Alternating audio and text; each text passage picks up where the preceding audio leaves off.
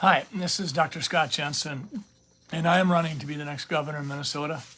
And I would say this: when is enough enough? Have you had enough? What did Tim Walz know, and when did he know it? For the last 10 days, I've been asking that question. What did Tim Walz know, and when did he know it? And today we have three stories that I think are really important. Today is September 30th. It's 2 o'clock in the afternoon. I want to start with an article from Max Nestorak with the Minnesota Reformer. He says this, and this was released about an hour ago. He says, my colleague Michelle Griffith interviewed Governor Tim Walz yesterday and asked him when he first heard about potential fraud by Feeding Our Future and the rapidly proliferating food sites it sponsored. Walz said around April or May 2020. Now you remember, the program was just getting set up in April of 2020. The first lockdown was in March of 2020. Mr. Nestorak goes on to say this: a spokesperson for his office followed up afterward, after the interview with Governor Walz and Michelle Griffith. A spokesperson for his office followed up afterward and said the governor misspoke and that he first heard about suspicious activity later that year, after the Minnesota Department of Education alerted federal officials. On social media, it indicates that the governor's office called back to the Minnesota Reformer and twice changed the story. It wasn't April or May. First, it was changed to the summer of 2020. Then it was changed to November. This is what Mr. Nestorak says. The spokesperson updated their message again this morning and said Walz found out when Feeding Our Future took the Minnesota Department of Education to court in November. A few paragraphs later, Mr. Nestorak says, but did no one from the Minnesota Department of Education or the Attorney General's office bothered to drive by some of the food sites just to see if there were throngs of people picking up thousands of meals? Walz's office says no. No one did that. Mr. Nestorak says, the Feeding Our Future case, $250 million of alleged fraud, is the largest single pandemic fraud case uncovered to date. And there is so much more to uncover. Fraud abounds in every federal relief program that prioritized speed over accuracy. That's Mr. Max Nestorak, the deputy editor with the Weekly Reformer. And he refers to Michelle Griffith having had the interview yesterday. So let's go to the article that Michelle Griffith wrote. She wrote this also today, but she wrote this a couple hours earlier than Mr. Nestorak's, which was at 1 o'clock today. Michelle's article comes out at 11 a.m. this morning. And she titles her article, When Did Governor Tim Walz Know About the Feeding Our Future program? You remember, that's what I was asking for the last 10 days. And then I followed it up with, or I should say, I introduced it by saying, what did he know? And when did he know it? So this is what Michelle Griffith says.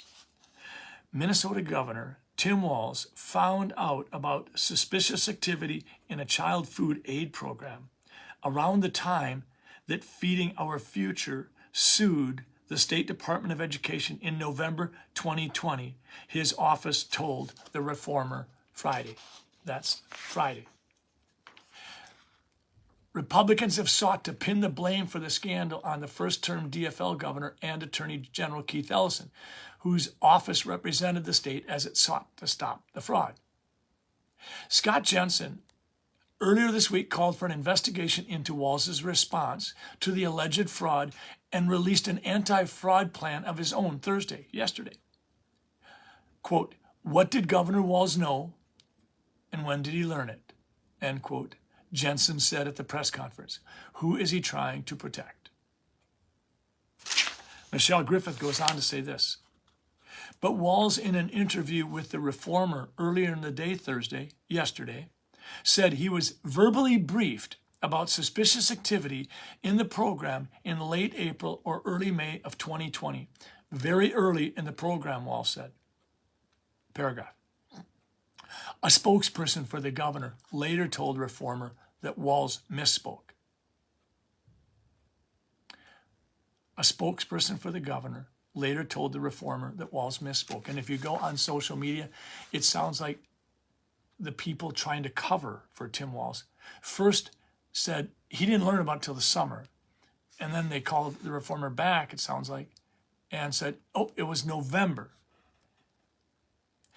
I think it's interesting to note another comment by Michelle Griffith in her article. She says, U.S. Attorney Andrew Luger said last week that the individuals indicted in the Feeding Our Future case began their scheme in April 2020. In the article, she goes on to say this.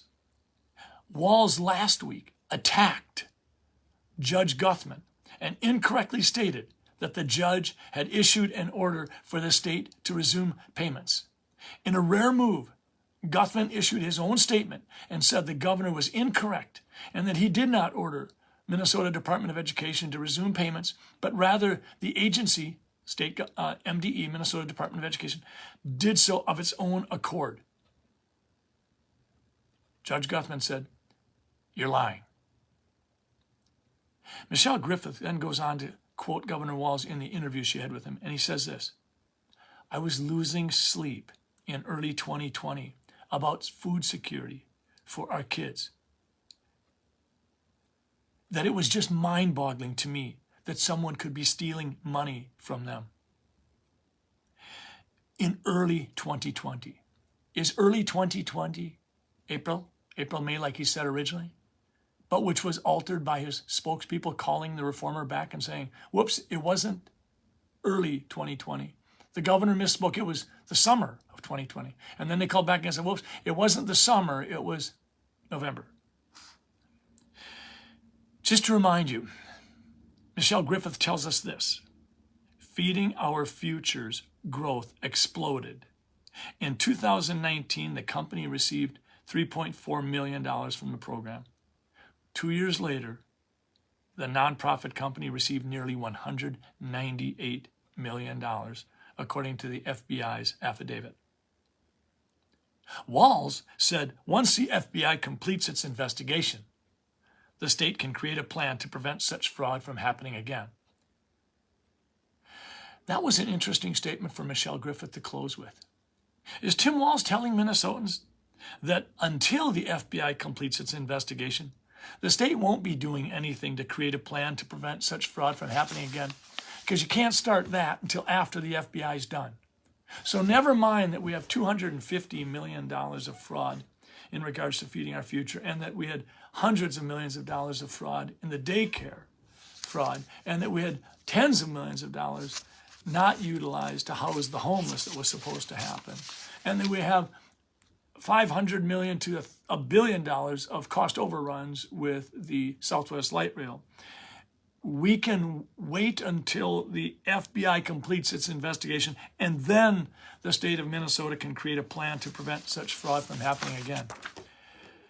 Haven't you just about had enough? I mean, seriously, there is such a culture of laziness and incompetence in Governor Walz's office. We have literally seen every household in Minnesota have to contribute $1,000 or more because of Tim Walz's administration's fraud, waste, abuse, and cost overruns. The Reformer, by the way, leans left. I think most people would acknowledge. So let me just finish up with one other article. This is from the Star Tribune today. This is their editorial position. This is their editorial board. And let me tell you, they lean left, to be sure. But this is what they said today. Hungering for clarity after the food fraud. And it goes on with a subtitle. Walz, Ellison haven't helped Minnesotans understand Feeding Our Future mistakes. So in this editorial position, the Star Tribune says this. Following the announcement of indictments last week Walz decried Guthman's alleged order. Decried. Serious disapproval. Walz decried. He seriously disapproved of Guthman's alleged order, saying he would hope that there would be an investigation into that. That outburst of Walz's inspired a belated pushback from the judge, who promptly issued a formal statement calling the governor's remarks and the Minnesota Department of Education statements and media reports about his order false. False would be the same as untrue. False would be a lie. If you just take for a moment to think about what did it take for Judge Guthman to formally release a press release calling the governor a liar, telling the media that they'd been bilked and played, and telling the Department of Education that their statements were false. Do you think that that Judge Guthman just did this on his own willy-nilly? He decided to dash off a press release on Friday afternoon a week ago before he went home for the weekend? I don't think so. I think a judge in that situation has to go through layers of approval. I think he probably has to reach out to someone who perhaps has to say, yeah, this is okay. There may even be a judicial board that Judge Guthman would have to go through. This was almost unprecedented. I don't recall ever having seen a sitting district court judge call the governor of Minnesota a liar. But this is what the Star Tribune said. Next paragraph, they say this. 4 words. The judge is correct. He did not formally issue a stop payment order implying that he had told them to stop, and he also didn't order a start or a restart payment. Well, Walz basically had lied. Judge Guthman had said he had never done this, and the Star Tribune says the judge is correct. David Schultz, a Hamlin and University of Minnesota professor and political observer, reviewed the case, and he said this: I don't see anything that says the court compelled the Minnesota Department of Education to resume payments. In recent days, Walz and the Minnesota Department of Education retreated from their claim that Guthman formally ordered payments. Still, as recently as Tuesday, 3 days ago, Attorney General Keith Ellison asserted in a WCCO radio interview that the court ordered payment. Now, since then, a spokesman from his office told an editorial writer that if Ellison called the judge's action an order, which he said ordered payment, he misspoke. They might have some sort of an epidemic running around the governor and the attorney general's office with the amount of misspeaking that's going on. We're literally hearing one after another after another. The Star Tribune article, the editorial position said, former Ramsey County attorney Susan Gertner told the Star Tribune reporter this week that there was no formal order from the judge. Quote, the bottom line is that Judge Guthman did not order them to continue payments. The Star Tribune's editorial board position closes with this paragraph. Why the decision was made to continue the payments and why stronger state oversight wasn't in place are among the critical unanswered questions in this tangled affair. Minnesotans deserve answers to those questions and accurate, clear communication from their elected officials.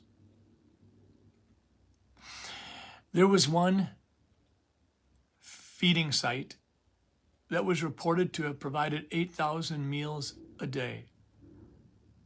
It's generally been considered that those meals would be distributed over an 8-hour period, perhaps 7 a.m. to 2 p.m. If you're distributing 8,000 meals in 8 hours, that's 1,000 per hour. If you run the math, you're looking literally at a meal being distributed less than every 5 seconds.